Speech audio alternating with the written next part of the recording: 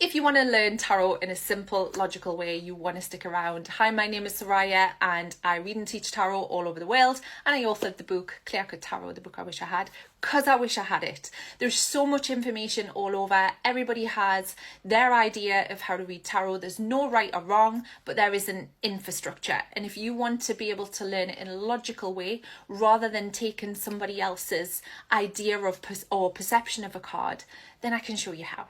All right, what I've decided to do is I'm going to go live. I'm going to go live on the 3rd of October, 8 p.m. GMT, and I'm going to explain more about the infrastructure, but I'm going to go through the psychology of things. Some people don't believe that that should be present within the cards, but it certainly is.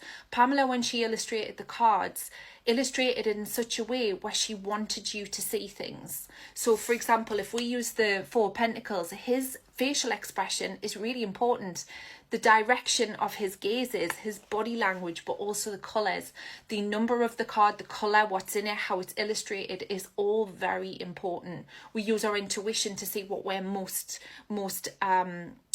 drawn to, shall we say, and that helps us. So when we read a card, we'll never read it the same twice because we're drawn to different things. But if we associate one meaning to the card, we're putting the card in a chokehold, really, because that's saying you are only going to mean this every time you come out, and it's missing the human experience, which is what the cards are about.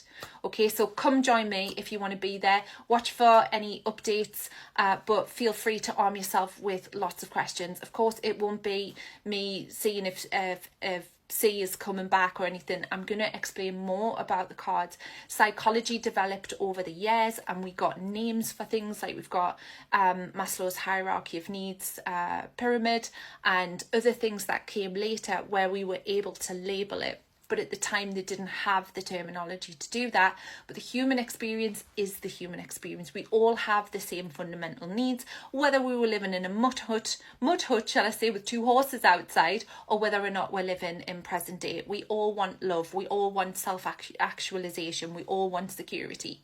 And this is what the cards are hinting at, what it's telling us about. Taking psychic downloads out of it, because that is a separate practice. So looking at the cards, so anyone can read it. If you can read a street sign, you can read tarot.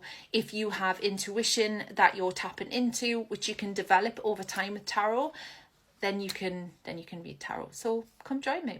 It'll be an interesting conversation. And if anyone wants to join in the chat, as in join me live, and maybe have conversation with me, feel free to reach out and we'll arrange something. All right, you guys take care and lots of love.